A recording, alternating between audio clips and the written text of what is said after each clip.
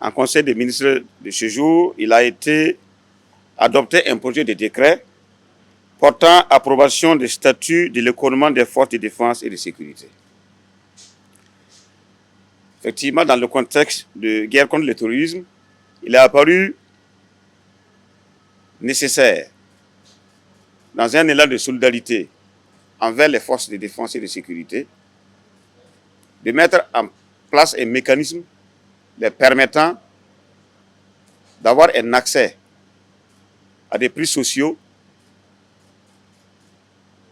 des produits de consommation de grande nécessité et aussi d'autres produits divers. En effet, les forces de défense et de sécurité sont beaucoup plus préoccupées à ce moment à ce qui est le cœur de leur métier, c'est-à-dire la défense de l'intégrité territoriale et d'assurer la sécurité des biens des personnes, de leurs biens.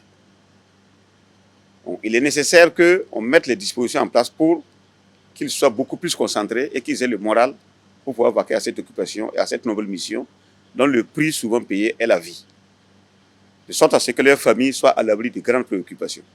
L'économie des forces de défense et de sécurité constitue donc une réponse stratégique aux besoins croissants de soutien logistique et social des personnels des forces de défense et de sécurité engagés dans la protection de l'intégrité territoriale et la sécurité des populations.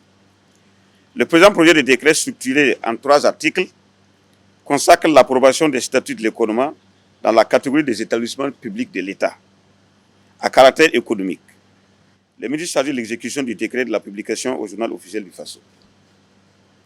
Quant au projet de statut, il comporte 57 articles repartis en 6 titres. Les objectifs poursuivis sont entre autres mettre en place une structure dédiée à la fourniture de biens essentiels à des prix sociaux pour les personnels des forces de défense et de sécurité et leurs familles.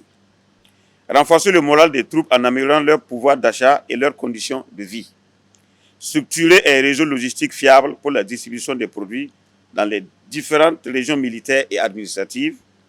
Et enfin, garantir une gestion efficace et autonome de ces structures sous la tutelle du ministère de la Défense et des anciens combattants.